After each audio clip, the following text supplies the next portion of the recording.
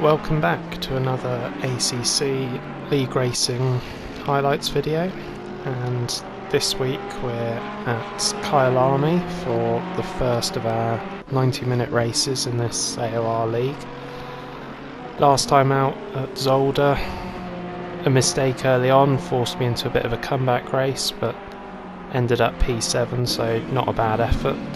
Hoping for a slightly cleaner race at Kyalami and maybe an even better finishing position. So I'll jump straight into my quickest quali lap, and as you can see it's not been a strong session so far. Minute left, so this will be my last lap. I'm down in P11, haven't really put it together, and we'll ride on board for the lap. Losing time in sector 3.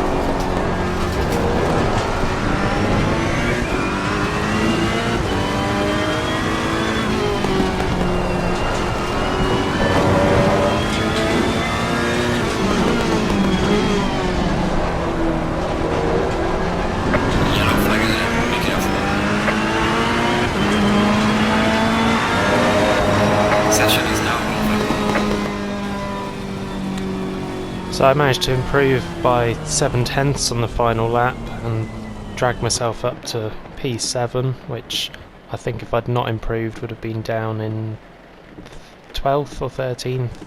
So quite an important lap there at the end of the session, and not a bad place to start this race from.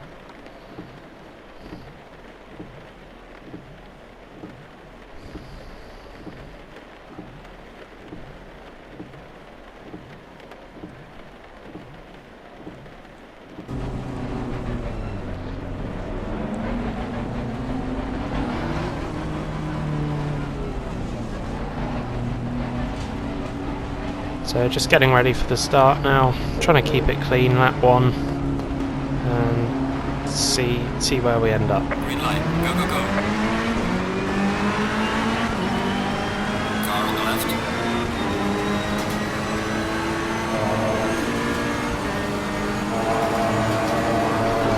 Clear on the left.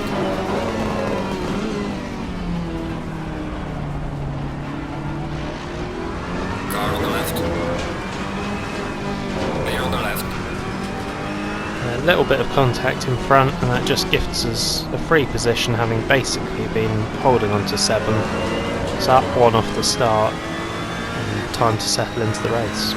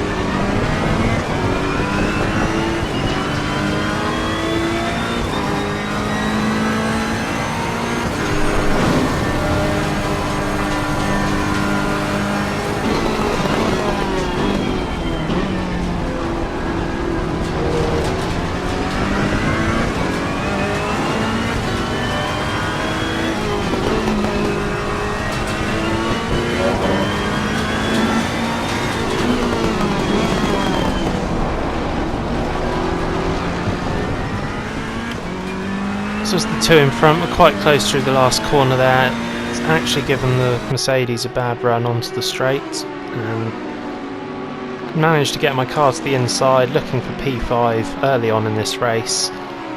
Unfortunately, the Mercedes braking on the curb spears left into me and we're both spun round. A little bit more contact here as he rejoins in front of me, and back on board, and I rejoin here second last in this race. So very similar to Zolder the week before, it's going to be a need for another recovery drive in the wet, but a longer race, so plenty of opportunity.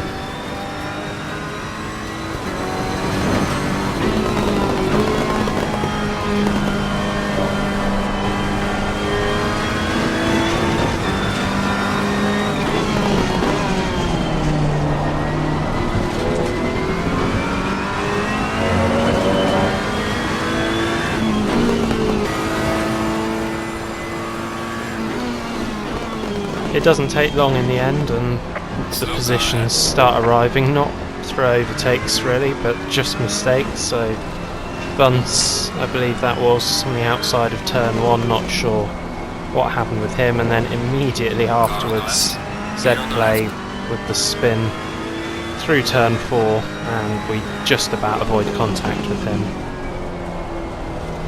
Yellow flag ahead, watch out in front.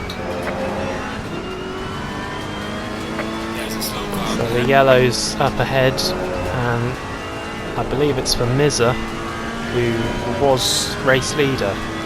So he's managed to drop it through the fast left-right there, and that'll be gutting for him, but we're already up to P11.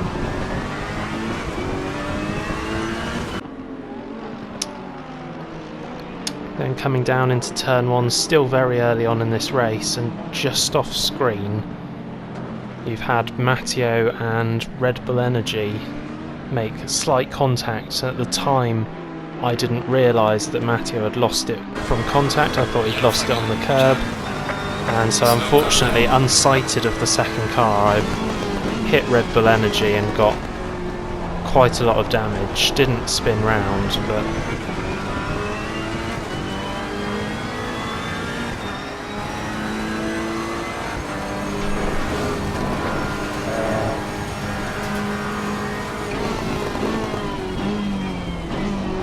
I believe this is actually the build up to that incident, so just coming back to that, it's all very close in front. We've got 5, 6, 7 cars in this train.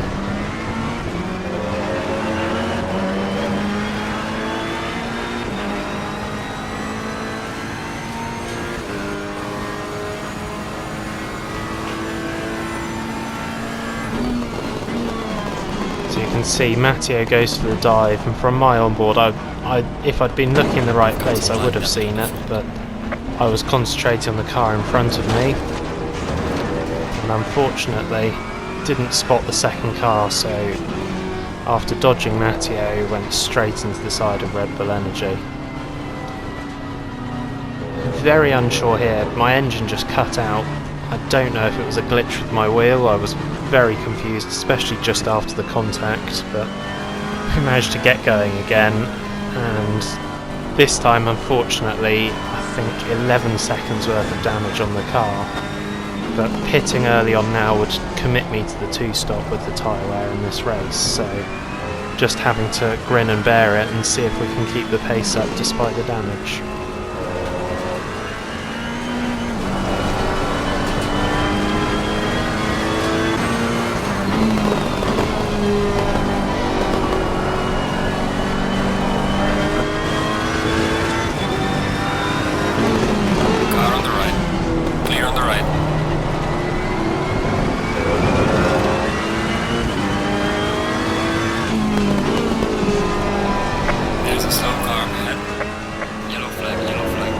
So the pace remained okay, seemed to be able to keep with people, and as you saw back there was even more spins and crashes and all sorts, so somehow, despite everything that's happened to me so far, P8 in this race and still in touch with the guys in front.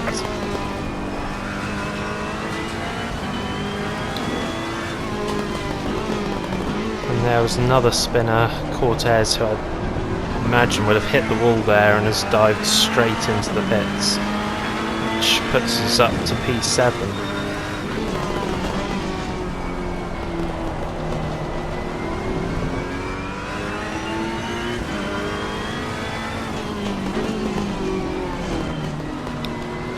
More contact here, and I managed to thread my car through the gap. Very uncertain how that was all going to play out, but somehow I've got both positions there. And amazingly, this race seems to be going well after two incidents in the early stages. Yellow flag, be careful there. There's a slow car ahead. Car on the right, clear on the right. Another tricky moment there with Marty rejoining after contact with Sir Psycho, but managed to work my way through that one, and now I've cut ahead to the end of that stint, up into P2. I think possibly someone pit earlier than me, and just remained with Sir Psycho behind us for the rest of that stint, and then we're going to bring it into the pits halfway through this race, get the damage fixed, and see where we end up after this pit stop.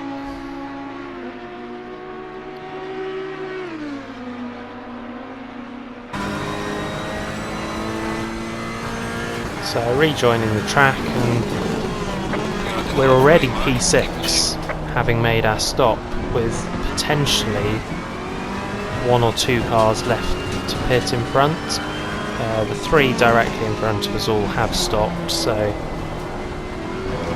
maybe net P5, but we've got Sir Psycho who we're battling at the end there, who didn't follow us in, so we'll see how that plays out. But obviously we had a lot of damage to fix, which means I'm likely still going to be behind him after the stop. There's a car leaving the pit lane, watch out. There's a tangent car in front in sector 2. And there you go.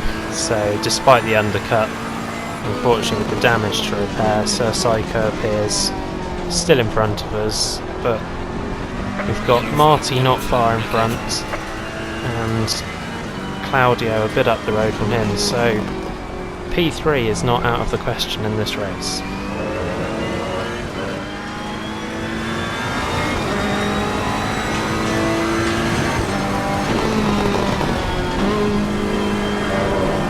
Yellow flag in sector 2.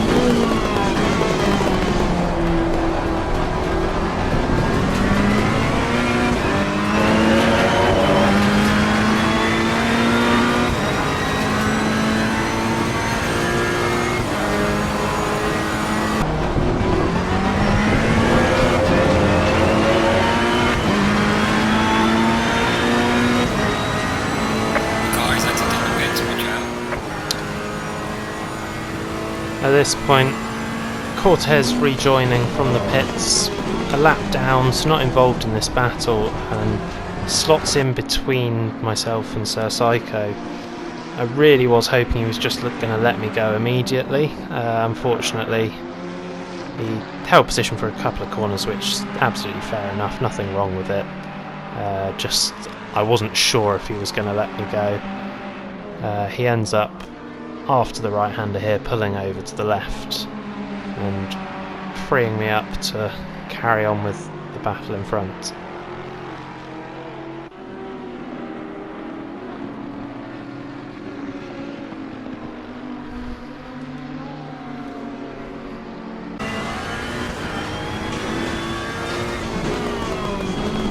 So skipping on ahead a bit again, and I think the Audis were really struggling for tyre wear in this race. That was Claudio, spun out of the last corner, giving us another position, and pace-wise, both myself and Psycho in front, I think feeling a lot more comfortable than Marty.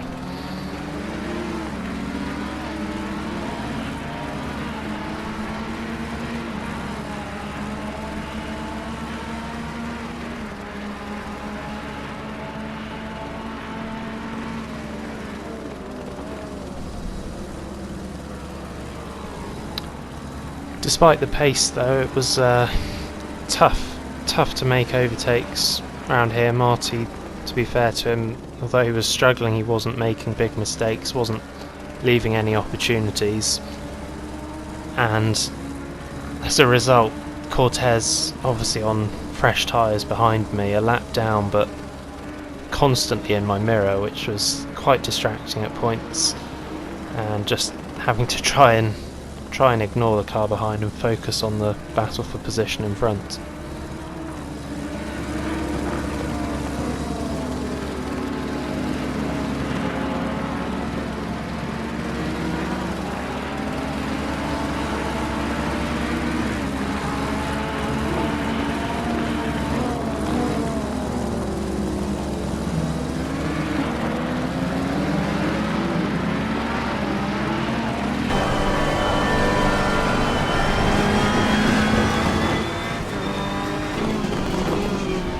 So still same situation here, but Marty starting to struggle more and more and more, and we're all getting bunched up here and actually really uncomfortably close with me and Cortez behind here, potentially even a tiny bit of contact there, but just out of shape having been stuck.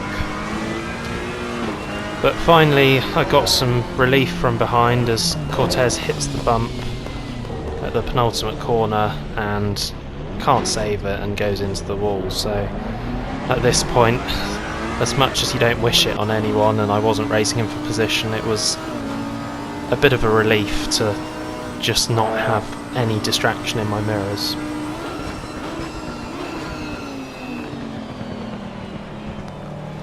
Now looking back from Marty's rear wing here, you can see Psycho incredibly close into the last sector, and it looks really like a matter of time before something happens, and as Marty's a bit slow on the apex there, a bit of contact, and once again it's another position for us for free really.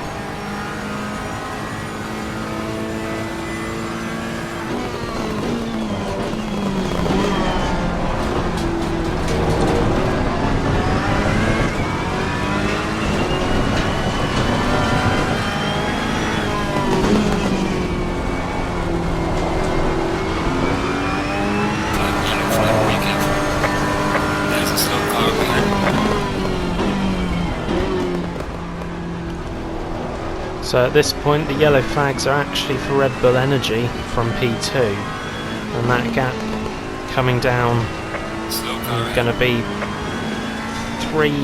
three seconds as he drops behind Psycho, and his tyres were gone, but unfortunately mine are starting to die too, and a fatal mistake here where a podium was there for the taking, and all the traffic coming around the last corner meant I was just stranded here, unable to pull away, and I believe I lost about 20 seconds from that small little spin.